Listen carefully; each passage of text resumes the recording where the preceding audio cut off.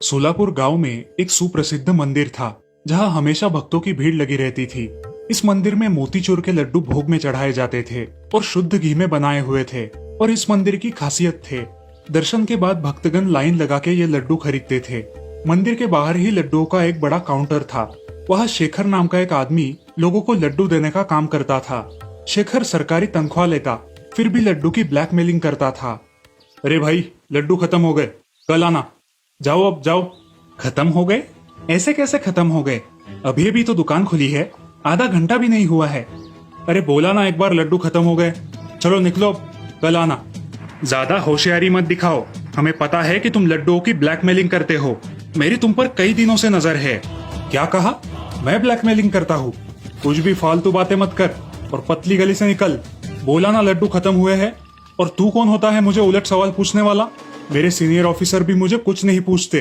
अब ज्यादा शान पट्टी मत कर, नहीं तो बाहर आके सबक सिखाऊंगा। शेखर की दादागिरी देख के सारे लोग निकल गए। फिर शेखर ने लड्डू से भरी एक बड़ी टोकरी अपने स्कूटर पर रखी और चल दिया। थोड़ी दूर आने के बाद एक आदमी को उसने वो टोकरी दे दी। ब्रोकर वाले भाई, तुम्हारी डिमांड तो रोज बढ़ ही रही है। मैं इतने सारे लड्डुओं का जुगाड़ नहीं कर पाऊंगा। लोगों को शक होने लगा है। और मेरा रेट कब बढ़ा रहे हो? आपने वादा किया था इस महीने से बढ़ाने का। अरे यार, क्या पैसों की रट लगाते हो हमेशा। बोला ना बढ़ाऊंगा तो बढ़ाऊंगा। वैसे भी तुम सरकार की तनख्वाह लेते हो और सिर्फ 1 घंटा काम करते हो। ऊपर से ये ऊपर वाली कमाई। क्या करोगे इतने पैसे का? अगले हफ्ते देखता हूँ, लेकिन मुझे और ज्यादा लड्डू लगेंगे। और ज्यादा? हाँ भाई हाँ। देखो, अब अमीर लोग लाइन में खड़े तो नहीं होते, कम से कम 5 लड्डू लेते हैं और कभी कभी तो 100 भी लेते हैं। हमें क्या, हम ये स्पेशल सर्विस दे रहे हैं, इसीलिए वो लोग भी खुश है और हमारी ऊपर की कमाई से हमारे परिवार भी खुश है। और क्या चाहिए? बैठे बैठे कमा रहे हैं। चिंता मत करो, तुम्हारा रेट भी बढ़ाऊंगा। उसी गांव में अशोक नाम का एक आदमी रहता था। उसके बेटे का नाम था राजू। राजू बड़ा ही तेज दिमाग था। राजू, ये लो स्मार्टफोन। परीक्षा में अव्वल आए हो इसीलिए दे रहा हूँ। अब साल पूरा होने तक कुछ मत मांगना और इस फोन का इस्तेमाल सोच समझ के करना। हाँ पापा, मैं सिर्फ स्कूल के प्रोजेक्ट्स के लिए और नैतिक कहानियाँ देखने के लिए ही इसका इस्तेमाल करूँगा। प्रॉमिस। हाँ हाँ, जानते हैं हम, तुम एक अच्छे बेटे हो। जाओ खेलो अब। कुछ ही दिन बाद राजू का जन्मदिन था। अशोक अपने परिवार के साथ मंदिर दर्शन के लिए आया। दर्शन करने के बाद वो लोग लड्डू लेने के लिए काउंटर पर आए, लेकिन जैसे ही उसका नंबर आया, चलो भाई चलो, काउंटर बंद हो गया है, लड्डू खत्म हो गए हैं, अब जाओ, कल आना।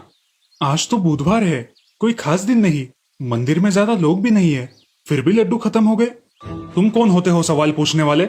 मैंने कहा ना लड्डू खत्म हो गए, निकलो अब। अरे भाई, मैं आपसे इतने तमीज से बात कर रहा हूँ और आप मुझसे तू तू कर रहे हैं। कम से कम सामने वाले का आदर करना तो सीखो। मैं भी इसी गाँव का हूँ। अरे भाई, तुम यहाँ के हो या किसी और देश के, इससे मुझे फर्क नहीं पड़ता। मैं सबके साथ ऐसे ही बात करता हूँ। अब निकल ले वरना सिक्योरिटी को बुलाऊंगा, बाहर खदेड़ दूंगा। अशोक बिना कुछ कहे वहां से निकल आया, लेकिन राजू को अपने पिताजी के साथ हुई गलत बात सता रही थी। इतनी छोटी सी बात को लेकर मेरे पापा की बेइज्जती करने का कोई अधिकार नहीं था उस अंकल को। ये तो सरासर अन्याय है। मैं उस लड्डू वाले अंकल को अच्छा सबक सिखाऊंगा। ऐसा सोचकर राजू अपनी साइकिल लेके मंदिर की तरफ निकला और पास ही छुपकर अपने मोबाइल में शेखर की वीडियो शूटिंग करने लगा। शेखर ने लड्डू से भरी टोकरी अपनी स्कूटर पर रखी और निकल गया। उसके जाते ही राजू ने अपनी साइकिल पर उसका पीछा शुरू किया और साथ ही साथ उसके मोबाइल में वीडियो शूटिंग जारी रखी। कुछ दूर आने के बाद शेखर एक पेड़ के नीचे रुका और किसी का इंतजार करने लगा। राजू अभी भी छुपके से उसका वीडियो निकाल रहा था। इतने में वो ब्रोकर वहां आया। शेखर ने लड्डू की टोकरियां उसे दी। ब्रोकर भाई, अब तो आपको मेरा कमीशन बढ़ाना ही होगा। रोज रोज जोखिम उठा के मैं मंदिर के लड्डू आपको ला के देता हूँ। बहुत बड़ी रिस्क है, कुछ तो सोचिए। अच्छा ठीक है, अब रो मत, मैं आज से ही तुम्हारा कमीशन बढ़ा देता हूँ। लो, ऐश करो। राजू ने एक पेड़ के पीछे छुपके इस घटना का पूरा वीडियो शूट कर लिया और सीधे गांव के पुलिस थाने पहुंच गया। नमस्ते सर, मेरा नाम राजू है और मैं इसी गांव में रहता हूँ। हाँ बेटा बोलो, क्या बात है? तुम अकेले क्यों आए हो यहाँ? क्या आप अन्याय के खिलाफ लड़ने के लिए मेरी सहायता करेंगे? बिल्कुल करूंगा, यही तो मेरी ड्यूटी है। क्या बात है? इस गांव के प्रसिद्ध मंदिर में लड्डुओं की ब्लैकमेलिंग हो रही है और गरीब लोगों को ठगा जा रहा है। क्या इतना कुछ यहाँ हो रहा है और हमें पता ही नहीं? कि तुम्हारे पास कुछ सबूत है इस बात के? राजू अपने मोबाइल में की गई सारी रिकॉर्डिंग इंस्पेक्टर को दिखाता है। इंस्पेक्टर तुरंत ही लड्डू काउंटर पे जाके शेखर को अपनी हिरासत में ले लेते हैं और राजू को शाबाशी देते हैं। राजू, तुम बड़े बहादुर और होशियार हो, तुम हमारे देश के भविष्य हो। वेल डन बेटा। तो देखा दोस्तों, कैसे राजू ने उसके मोबाइल का सही इस्तेमाल करके बरसों से चल रही लड्डू की ब्लैकमेलिंग को रोका और असली गुनहगारों को सजा दिलवाई। अगर हम भी राजू जैसे चौकन्ने रहे और अपने उपकरणों का होशियारी से इस्तेमाल करें तो आसपास होने वाली कई सारी गलत घटनाओं को रोक सकते हैं। जमशेदपुर नाम के राज्य में राम नाम का आदमी अपने परिवार के साथ रहता था। उसकी दूसरी पत्नी रजनी और पहली पत्नी की बेटी राधा और रजनी की बेटी दिशा घर में रहा करती थी। राम कड़ी मेहनत किया करता था। पत्नी रजनी उसकी बेटी दिशा का अच्छा लालन पोषण किया करती थी, लेकिन राधा का हमेशा तिरस्कार करती थी क्योंकि वो सौतेली लड़की थी। ये बात राम की नजर में आती, मगर वो कुछ बोलता तो दोनों के बीच हमेशा झगड़ा हो जाता और ये बात राधा को बिल्कुल पसंद नहीं थी। वो अपने पिता को हमेशा समझाती और उन्हें चुप रहने कहती। आप मेरे साथ हो ना, फिर माँ से क्यों झगड़ा करते हो? अरे वो तुमसे सौतेला व्यवहार करती है, उसे अकल नहीं है कि तुम कितनी अच्छी हो। आप माँ से लड़ते हो, ये मुझे अच्छा नहीं लगता। अच्छा, नहीं लड़ूंगा, ठीक है।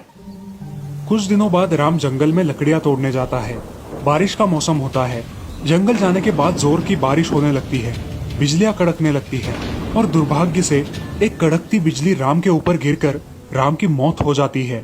अब उसके परिवार को चलाने के लिए कोई नहीं रहता और सारी जिम्मेदारी राधा के सिर पर आ जाती है।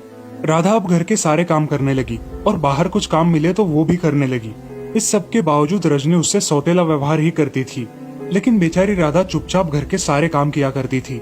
काम करते समय अगर उससे कुछ गलती हो गई तो उसकी माँ उसे सजा देती थी। ऐसे ही एक दिन राधा आंगन में काम कर रही थी। उसकी माँ ने उसे आवाज दिया। अरे ओ राधा, कहाँ मर गई? ये काम कौन करेगा? आई माँ। अरे जल्दी आ, क्या कर रही है?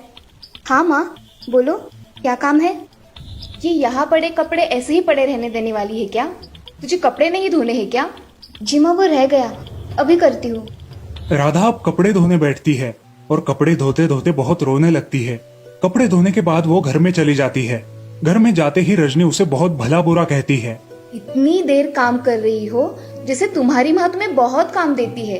अब जल्दी जल्दी खाना बनाओ, मुझे बहुत जोरों की भूख लगी है। हाँ माँ, बहुत भूख लगी है, जल्दी खाना बनाओ। अब दिशा और रजनी एक जगह बैठकर गप्पे मारने लगते हैं और कुछ काम नहीं करते। ये सब देखकर राधा को बहुत बुरा लगता है, लेकिन वो अपना काम चुपचाप करने लगती है। ऐसे ही एक दिन राधा आंगन में कुछ लकड़ियां काट रही थी और तभी उसके हाथ में चोट लग गई। वो जोर जोर से रोने लगी। उसकी आवाज सुनकर उसकी माँ और उसकी बहन वहाँ आई। क्या हुआ, क्यों चिल्ला रही हो? उसके हाथ में खून देख दिशा बोलती है। दीदी को कुछ लगा है? अरे कुछ नहीं हुआ है, काम करने में उतनी ही छूट मिल जाती है, इसीलिए ये नाटक कर रही है। और ऐसा कहकर रजनी वहाँ से चली जाती है, लेकिन दिशा उसे हल्दी लगाती है। धन्यवाद दिशा। अब दिशा वहाँ से चली जाती है और राधा अपने माँ की याद निकालकर रोने लगती है। अगले दिन राधा फिर से काम करने लगती है। उसके हाथ में बहुत दर्द होता है, फिर भी वो काम करती ही रहती है। वो कुएं में से पानी निकालने जाती है और गलती से उसके हाथ से बाल्टी पानी में गिर जाती है। जोर से आवाज होती है। वो आवाज सुनकर रजनी बाहर आती है। क्या हुआ कलमुही, अब क्या नुकसान किया तूने? मेरा तो तू नुकसान ही कर रही है। कुछ नहीं माँ, हाथ से बाल्टी गिर गई। और कर नुकसान, जा चल बाल्टी निकाल कर ला। मुझे तैरना नहीं आता माँ, मुझे डर लगता है पानी से, मैं नहीं जाऊंगी। तू मुझे क्या पागल समझी है क्या? राधा बहुत रोने लगती है, फिर भी उसकी माँ उसे बहुत भला बुरा कहती है और अगर बाल्टी नहीं मिली तो घर में ना आने के लिए बोलती है। अब राधा के सामने कुएं में कूदने के अलावा कोई उपाय नहीं बचता। वो भगवान का नाम लेती है और एक रस्सी की मदद से कुएं में उतरने लगती है। वो बहुत गहराई तक पानी में उतरती है, मगर उसे कोई बाल्टी नजर नहीं आती। वो और अंदर जाती है। अनजाने में वो एक सुंदर तालाब में आ जाती है। वो तालाब से बाहर निकलती है और उस तालाब के बाहर की दुनिया देखकर बहुत खुश हो जाती है। बाहर निकलने के बाद वहाँ के रास्ते पर उसे एक सेब का पेड़ दिखाई देता है जो रो रहा था। राधा उस पेड़ के पास जाती है और उससे बात करती है। हे सेब के पेड़, तुम क्यों रो रहे हो? क्या हुआ है तुम्हें? बेटी, मेरा ये पेड़ सेब के वजन से झुक गया है और मेरी टहनियाँ भी झुक गई है। इससे मुझे बहुत दर्द हो रहा है। क्या तुम मुझ पर लगे इन सेब को निकालोगी? क्यों नहीं पेड़, मैं अभी निकाल देती हूँ। ऐसा कहकर राधा उस पेड़ से सारे सेब निकाल लेती है। अब वो पेड़ बहुत हल्का महसूस करता है और राधा से कहता है, धन्यवाद बेटी, तुमने मेरी बहुत बड़ी मदद की है। अब मुझे हल्का हल्का महसूस हो रहा है। बेटी, तुम अब इस रास्ते से आगे जाओ। राधा उस पेड़ को धन्यवाद देके आगे बढ़ती है। आगे बढ़कर उसे एक गाय दिखाई देती है जो लंगड़ कर चल रही थी। वो गाय लंगड़ते हुए उसके पास आई और राधा से कहा, बेटी, क्या तुम मेरी थोड़ी मदद कर दोगी? हाँ करूँगी ना, बताओ क्या मदद करूँ मैं आपकी। मेरे पैर में कांटा चुभा है, क्या उसे निकाल दोगी? बहुत मदद होगी तुम्हारी। हाँ मैं निकाल देती हूँ। राधा गाय के पैर से कांटा निकाल देती है। कांटा निकालते ही गाय को बहुत अच्छा लगता है और गाय उसे आशीर्वाद देती है। मुझे मदद करने के लिए धन्यवाद। बेटी, अब तुम आगे जा सकती हो, पर अगर तुम्हें कोई भी जरूरत हो तो तुम मुझे आवाज लगा देना, मैं आ जाऊंगी। अब राधा उस गाय के बताए मुताबिक एक पहाड़ी पर चढ़ने लगती है। चढ़ते चढ़ते रास्ते में उसे एक जंगल लगता है जहाँ बहुत सारे पशु पक्षी होते हैं। तभी एक चिड़िया उसके कंधे पर आकर बैठती है और उससे बातें करने लगती है। लड़की, तुम कहाँ से आई हो और यहाँ क्या कर रही हो? कुएं में मेरी बाल्टी गिर गई थी, इसीलिए उसे लाने के लिए मैं पानी में कूद गई और यहाँ आ पहुँची। यहाँ की दुनिया तो बड़ी ही अनोखी है। यहाँ के सारे प्राणी बोलते हैं क्या? हाँ, यहाँ के सारे जानवर बोल सकते हैं और अपने मुताबिक जी भी सकते हैं। इस जंगल को भगवान का आशीर्वाद मिला है। तुम अब आगे जाओ। ठीक है। अब चिड़िया जैसा बताती है वैसा ही राधा करती है। आगे जाकर उसे एक झोपड़ी दिखाई देती है जो घास से बनी हुई थी। राधा उस झोपड़ी के पास जाती है और उसका दरवाजा ठकठकाती है। तभी अंदर से एक बूढ़ी दादी बाहर आती है। तुम कौन हो और यहाँ कैसे आई? मैं इस जंगल में तालाब से आई हूँ और मुझे बहुत भूख भी लगी है। क्या आप मुझे कुछ खाने को दोगी? मैं तुम्हें खाना दूंगी, मगर उसके बदले में तुम्हें मेरा एक काम करना होगा। कौन सा काम करना होगा मुझे? तुम्हें घर की साफ सफाई करनी होगी और साथ ही साथ खाना भी बनाना होगा। हाँ मैं कर लूंगी दादी, मुझे ये सारे काम आते हैं। दादी मैं ये सारे काम करूंगी। दादी उसे खाने के लिए खाना देती है और राधा अब दादी के साथ ही उस झोपड़ी में रहने लगी। वो घर के सारे काम करने लगी और दादी को भी उससे लगाव होने लगा। ऐसे ही एक दिन राधा जंगल में घूम रही थी। वहाँ उसे एक सुंदर राजकुमार दिखाई दिया और देखते ही उसे वो पसंद आ गया। अब राधा बस उस राजकुमार के ही सपने देखने लगी। क्या सोच रही हो बेटी? तुम कुछ खोई खोई सी हो। दादी, आज मैंने जंगल में एक राजकुमार को देखा जो बहुत ही खूबसूरत है। बेटी, वो इस राज्य के राजा का बेटा है। वो बहुत ही दयालु और दिलदार है। कुछ दिन बीत जाते हैं। एक दिन राधा को अपने माँ की बहुत याद आने लगती है। वो ये बात दादी को बताती है और दादी उसे एक झरने के पास लेकर जाती है। राधा बेटी, तुम इस झरने से तुम्हारे घर पहुंच जाओगी। ये लो तुम्हारी बाल्टी, ये तो सोने से भरी हुई है। राधा झरने के नीचे खड़ी रहती है और उसके बदन पर सोने के आभूषण आ जाते हैं। दादी ये किसके लिए है? ये सब तुम्हारे लिए है। अब ये झरना तुम्हें तुम्हारे घर तक ले जाएगा। ऐसा कहते ही राधा वहाँ से गायब हो गई और अपने माँ के घर लौट आई। माँ देखो, ये तो राधा है ना? इसके बदन पर कितने आभूषण हैं, देखो, सब सोने के लगते हैं। रजनी भी वहाँ आ जाती है और राधा से पूछताछ करती है। राधा सब सच बता देती है। अब उसकी माँ लालच में आकर अपनी बेटी दिशा से कहती है, बेटा दिशा, तू भी उस कुएं से उस जंगल में जा और जल्दी से सोना लेकर आ। जी माँ, अभी जाती हूँ। अब दिशा उस कुएं में कूद जाती है और तालाब से बाहर निकलती है। वो राधा ने बताए हुए रास्ते पर चलने लगती है। उसे भी रास्ते में वो सेब का पेड़ दिखाई देता है। बेटी, मेरे पेड़ के सेब निकाल दोगी? मुझे सोना चाहिए, मैं तुम्हारे पेड़ के सेब तोड़ने नहीं आई हूँ। ऐसा कह के दिशा उस पेड़ को वैसा ही छोड़ के आगे चली जाती है। अब आगे उसे रास्ते पर वो लंगड़ी गाय मिलती है। गाय उससे कहती है, बेटी, क्या तुम मेरी थोड़ी मदद कर दोगी? मैं यहाँ तुम्हारी मदद करने के लिए नहीं आई हूँ, मैं यहाँ सोना लेने आई हूँ। ऐसा कह के दिशा वहाँ से भी चली जाती है। आगे जाकर उसे वो घना जंगल लगता है और उसके कंधे पर वही चिड़िया आकर बैठती है। दिशा गुस्से से उस चिड़िया को पकड़कर फेंक देती है, जिसकी वजह से वो जख्मी हो जाती है। चिड़िया उससे कहती है, घमंडी लड़की, तूने मुझे जख्मी क्यों किया? मैं यहाँ तुम्हें जख्मी करने या तुमसे बात करने नहीं आई हूँ, मैं यहाँ सोना लेने आई हूँ। ऐसा कह के दिशा आगे चली जाती है। अब उसे पहाड़ी पर वो झोपड़ी दिखाई देती है। वो जल्दी जल्दी में उस झोपड़ी के पास जाती है और दादी को आवाज देती है, दादी, ओ दादी, कहाँ हो आप? अब दादी झोपड़ी से बाहर आती है और उसे देखकर बोलती है, कौन हो तुम बेटी? मैं राधा की बहन हूँ दादी, मैं यहाँ सोना लेने आई हूँ। अरे तुम राधा की बहन हो? आओ, अंदर आओ। नहीं दादी, मैं यहाँ रहने नहीं आई हूँ, मैं यहाँ सोना लेने आई हूँ। अरे राधा ने मेरे घर के सारे काम किए थे। मुझे वो सारे काम नहीं आते, मुझे सिर्फ सोना चाहिए। आप मुझे जल्दी से सोना दे दो, मुझे मेरे माँ के पास भी जाना है। तुम्हें बहुत जल्दी है जाने की। अच्छा तुम ऐसा करो, तुम मेरे साथ आओ और इस झरने के नीचे खड़ी रहो। दादी जैसे कहती है वैसा ही दिशा करती है और झरने के नीचे जाकर खड़ी हो जाती है। तभी झरने का पानी दिशा के शरीर पर पड़ने लगता है और दिशा का रंग पूरा काला हो जाता है।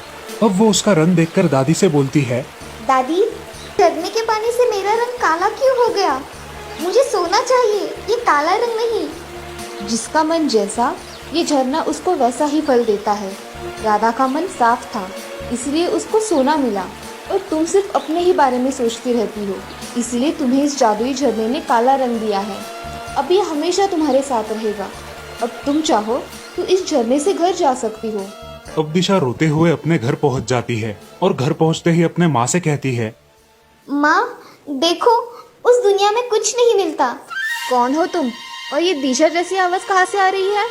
अरे माँ, मैं दिशा ही हूँ। मेरा रंग काला हो गया है उस दुनिया में जाके। ऐसा कैसे हो सकता है? ये कलमू ही राधा तो इतना सोना लेकर आई, और तुम ये काला रंग लेकर आई हो। अरे ओ राधा, कहाँ मर गई? जी माँ, आपने बुलाया? तूने मेरी दिशा को झूठ मूठ का बताया था ना? नहीं माँ, मैंने तो सही सही बताया था। ये ऐसा कैसे हुआ मुझे नहीं पता। अब रजनी उसकी बेटी के साथ ऐसा होने के बाद राधा से और बुरा व्यवहार करने लगी। वो अब दिन रात राधा से काम करवाने लगी। राधा का सारा सोना उसने अपने पास रख लिया और राधा को रोज परेशान करने लगी। ऐसे ही एक दिन राधा उस दुनिया के वो सुनहरे पल याद कर कर रो रही थी। उसे वो गाय, वो पंछी और दादी, इन सब की याद आ रही थी। राधा को उस राजकुमार की भी बहुत याद आ रही थी। अब राधा ने तय किया कि उसे उस दुनिया में वापस जाना है। राधा ने उस गाय को आवाज दी, हे जादुई गाय, क्या तुम सुन सकती हो? मुझे यहाँ से ले जाओ। अब वो जादुई गाय वहाँ आ जाती है और तभी क्या हुआ है बेटी, तुम ऐसे रो क्यों रही हो? क्या आप मुझे आपकी दुनिया में ले जा सकती हो, हमेशा के लिए? हाँ बेटी, ले जा सकती हूँ। चलो चलते हैं, तुम मेरी पीठ पर बैठो, हम वहाँ चले जाएंगे। राधा उस गाय की पीठ पर बैठकर उस जादुई दुनिया में वापस चली जाती है। अब गाय उसे उस जंगल में लेकर जाती है। वो जंगल एक बड़े नगर में परिवर्तित हो गया था। उसके बाद गाय उसे पहाड़ी पर लेकर जाती है जहाँ बूढ़ी दादी रहती थी। अब उस दादी की झोपड़ी की जगह एक बड़ा राजमहल था और वो दादी वहाँ की महारानी थी। दादी, ये सब ऐसा कैसे हो गया? राधा, ये एक बहुत बड़ा नगर है जहाँ हम सब रहते हैं। जब कोई अनजान आता है तो उसके लिए ये जंगल बन जाता है। क्या हुआ राधा, तुम ऐसे अचानक यहाँ कैसे आई? मेरी माँ मुझे बहुत परेशान करती है। मैं चाहती हूँ कि मैं हमेशा आप ही के पास रहूँ। मेरे बाबा जाने के बाद आप ही ने मुझे इतना प्यार किया है। आपसे मुझे बहुत प्यार मिला है, इसी वजह से मैं आपके पास रहना चाहती हूँ। ठीक है, तुम यहाँ हमेशा के लिए रह सकती हो राधा। तुम्हारा अच्छा स्वभाव हमें बहुत पसंद आया, इसीलिए मैं चाहती हूँ कि आप मेरे राजकुमार से शादी कर लो और हमेशा के लिए इस राज्य में राज करो। मगर मैं कैसे दादी? क्यों? तुम्हें पिछली बार राजकुमार पसंद आया था ना? वो राजकुमार मेरा पुत्र है। क्या तुम उससे शादी करना चाहोगी? हाँ। दादी अपने पुत्र को राधा से मिलाती है और उस राजकुमार को भी राधा देखते ही पसंद आ जाती है। अब उन दोनों की शादी धूमधाम से होती है और राधा उस नगर की महारानी बन जाती है और खुशी खुशी उस राज्य में अपना जीवन व्यतीत करती है। सुवर्णगढ़ राज्य के राजा कनकसेन बहुत ही होनहार थे। उनका राजपुत्र सुवर्णकांत और राजकन्या कंचना बहुत ही सुंदर दिखते थे। उनके सौंदर्य और शूरता के चर्चे हर राज्य में फैले हुए थे। एक दिन सुवर्णकांत अपने मन की बात अपने पिताजी से कहता है, पिताजी, मेरा राज्याभिषेक होने से पूर्व मैं ये पूरा देश भ्रमण करना चाहता हूँ। मुझे इसके लिए आज्ञा चाहिए। राजपुत्र, आपकी इच्छा अनुसार आप देश भ्रमण कर सकते हैं, मगर आपको 1 वर्ष के अंदर देश भ्रमण करके राज्य में लौट आना होगा। ठीक है पिताजी, 1 वर्ष में मैं वापस लौट आऊंगा। ऐसा कहकर राजपुत्र सुवर्णकांत अपने माँ, पिताजी और लाडली बहन कंचना से विदा लेता है और देश भ्रमण पर निकल जाता है। ऐसे ही बहुत दिन बीत जाते हैं। लगभग 10 महीने पूरे हो जाते हैं। अब राजकुमारी कंचना का राजमहल में मन नहीं लगता। एक दिन उसे बहुत बुरा सपना आता है। रात भर वो उस सपने की वजह से सो नहीं पाती। अगले दिन वो अपने पिताजी से कहती है, पिताजी, मुझे कल रात को बहुत बुरा सपना आया कि भैया किसी विशाल सरोवर में डूब रहे हैं। उनकी आंख नाक में पानी गया है और वो मुझे सहायता के लिए पुकार रहे हैं। मैं इस स्वप्न से विचलित हुई हूँ पिताजी। पुत्री कंचना, तुम चिंता मत करो। राजपुत्र सुवर्णकांत बहुत ही शूरवीर है, वो जल्द ही सही सलामत लौट आएंगे। ऐसा कहकर महाराज ने अपनी पुत्री को समझाया। अब महाराज ने अपने सैनिकों की एक विशेष सेना को राजकुमार की तलाश में भेज दिया और राजकुमार का इंतजार करने लगे। अब 1 साल हो गया। राजा बहुत चिंतातुर होने लगे। कुछ दिनों में राजा के सारे विशेष सैनिक वापस आ गए। उन्हें राजकुमार नहीं मिला था और सिर्फ इतनी जानकारी मिली थी कि राजकुमार अंत में अपरपुर नाम के राज्य में गए थे। अब राजा के पैरों के नीचे की जमीन ही खिसक गई थी। राजपुत्र का कहीं पता नहीं चल रहा था। कंचना को अपना सपना सच होते दिखाई दे रहा था। वो बहुत चिंतित हो गई थी। एक दिन उसने राजा से कहा, पिताजी, आप मुझे भैया को खोजने की इजाजत दे दीजिए। मैं भैया को खोज कर लाऊंगी। नहीं राजपुत्री, आप नहीं जाओगी। आपका जाना उचित नहीं होगा। हम देखते हैं कि क्या उपाय कर सकते हैं। आप चिंता ना करें। महाराज अब बहुत चिंता में पड़ जाते हैं। अब मैं क्या करूं जिससे मेरी समस्या का समाधान मिल जाए। कुछ दिन ऐसे ही बीत जाते हैं, मगर राजकुमार का कोई पता नहीं चलता। पिताजी, आप मेरी चिंता ना करें। आप तो जानते हैं कि मैं शस्त्र विद्या में निपुण हूँ और युद्ध कला में भी निपुण हूँ। आप ऐसी छोटी मोटी समस्या से कैसे डर सकते हैं। मैं मेरे भैया को खोजने के लिए आकाश पाताल एक कर दूंगी। पिताजी, आप मुझे कृपया जाने की अनुमति दे दीजिए। ठीक है कंचना, मैं तुम्हें जाने की अनुमति दे रहा हूँ, मगर तुम एक वादा करो कि अगर सुवर्णकांत का कुछ पता न चला तो तुम वापस राज्य में लौट आओगी। ठीक है पिताजी, मुझे आशीर्वाद दीजिए। विजयी भव पुत्री। अब कंचना सुबह ही यात्रा के लिए निकल पड़ती है। वो एक लड़के की तरह अपना वेश परिधान कर लेती है और लगातार 7 दिन तक घोड़े पर सवार होकर अपना सफर करती है। आखिर वो अपरपुर नाम के राज्य में पहुंच जाती है। उस राज्य के सीमा के शुरू होते ही एक कुएं के पास उसे बहुत भीड़ दिखाई देती है। राजकुमारी वहां जाकर देखती है तो एक बूढ़ा आदमी जोर से रोता हुआ दिखाई देता है। वो भीड़ से पूछती है, क्या हुआ है? यहाँ ये आदमी क्यों रो रहा है? अरे बेटा, यहाँ इस बूढ़े आदमी के बेटे ने पानी में कूद के जान दे दी है। बहुत देर हो गई है, मगर अभी तक उसकी लाश नहीं मिली, इसलिए सारे लोग चिंता में है। कंचना ये सब सुनकर पानी में छलांग लगाती है, मगर पानी में उसे कोई नजर नहीं आता। वो पानी के तले जाकर खोजती है। उसे वहाँ एक बड़ा सुरंग दिखाई देता है। वो उस सुरंग में जाकर देखती है तो वहाँ एक लड़की अपनी वीणा बजा रही थी और एक आदमी उस वीणा का आनंद ले रहा था। कंचना समझ जाती है कि वो वही आदमी है जिसके पिता बाहर रो रहे हैं। कंचना के अंदर जाते ही वीणा वादन बंद हो जाता है। वो उस लड़की से बोलती है, आप कृपया करके इस आदमी को जाने दीजिए। इसके माता पिता बाहर शोक मना रहे हैं। वो आदमी चाहे तो जा सकता है, मैं रोकूंगी नहीं, मगर मैं बाहर नहीं आ सकती। मैं बाहर आ गई तो मेरी सारी शक्तियाँ चली जाएगी। कंचना उस आदमी को समझाकर वहाँ से लेकर चली जाती है। बाहर आकर कंचना के साथ उस आदमी को देखकर सब लोग खुश हो जाते हैं। धन्यवाद बेटा, मैं तुम्हारा कैसे शुक्रिया अदा करूं। तुम कहाँ से आई हो बेटा? यहाँ आज तक तो कभी नहीं देखा। बाबा, मैं सुवर्णगढ़ से आई हूँ। मुझे यहाँ का जो माया सरोवर है वहाँ जाना है। बेटा, तुम वहाँ क्यों जाना चाहती हो? वहाँ जो भी गया है वो वापस नहीं आया। मेरी सलाह मानो, तुम वहाँ जाने का ख्याल दिल से छोड़ दो। बाबा, मुझे वहाँ जाना ही है। आप मुझे सिर्फ बताइए कि वहाँ कैसे जाना है। बेटा, तुम्हें वहाँ जाने के लिए सिर्फ इस राज्य के महाराज की आज्ञा लेनी होगी और उनकी आज्ञा लेने के लिए तुम्हें उन्हें अलग अलग प्रकार के मूल्यवान रत्न देने होंगे। शायद तब वो तुम्हें वहाँ जाने की अनुमति दे दे। धन्यवाद बाबा।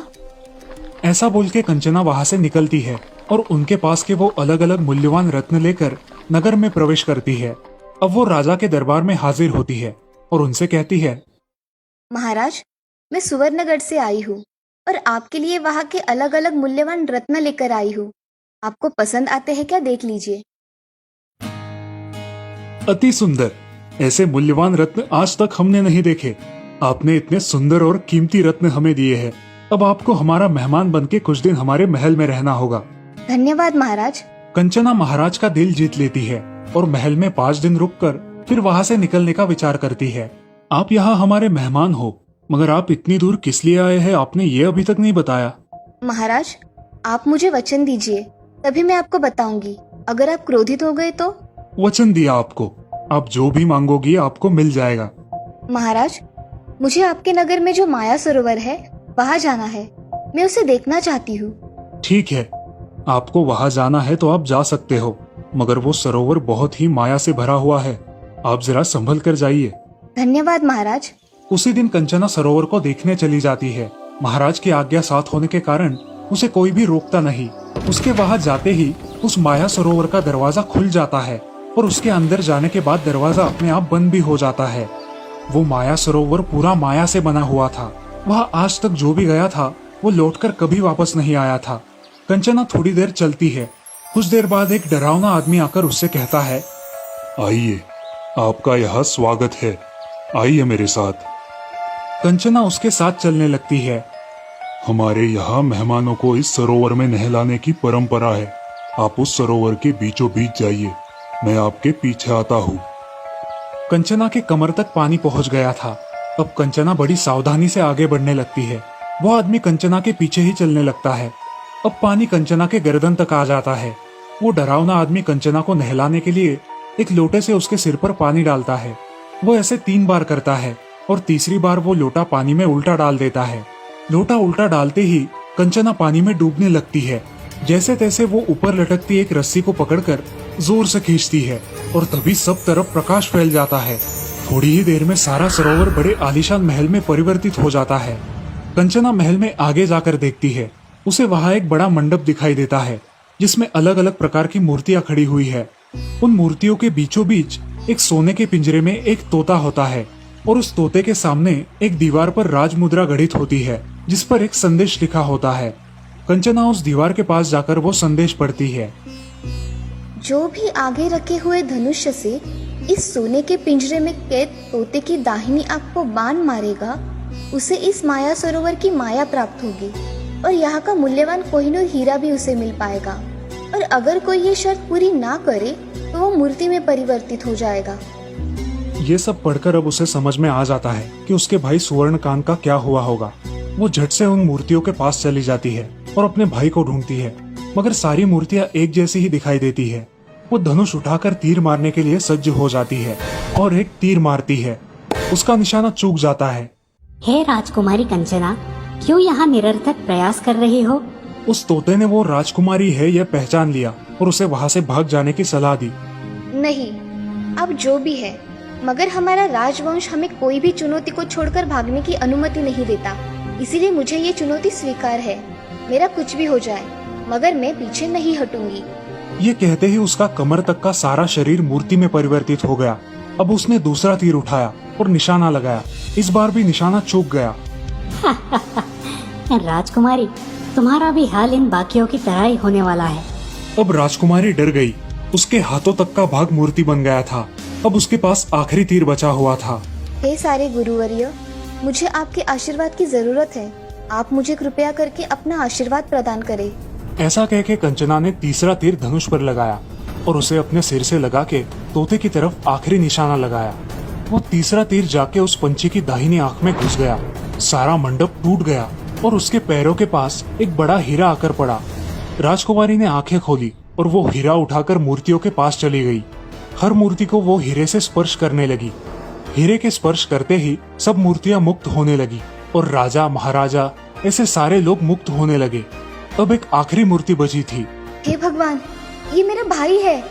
ऐसा कह के वो आखिरी मूर्ति को हीरा लगाकर उसे मुक्त करती है और उसके सामने उसका भाई राजपुत्र सूर्यकांत खड़ा दिखाई देता है। कंचना, आपके सामर्थ्य का कोई मोल नहीं है। आपने हमें छुड़ाकर आपकी वीरता सिद्ध की है। मैं आपका हमेशा ऋणी रहूंगा। भैया, आप मुझे मिल गए, मेरे लिए यही बहुत है। चलिए, अब हम हमारे राज्य में लौट जाएंगे। ऐसा कह के सुवर्णकांत और कंचना अपने राज्य में लौट आते हैं। दोनों को देखकर महाराज बहुत खुश हो जाते हैं और अपनी बेटी पर उन्हें बहुत गर्व महसूस होता है। अब महाराज कनकसेन अपने राजपुत्र का राज्याभिषेक कर देते हैं और राजकुमारी कंचना का विवाह भी एक बड़े राज्य के राजकुमार से धूमधाम से करते हैं।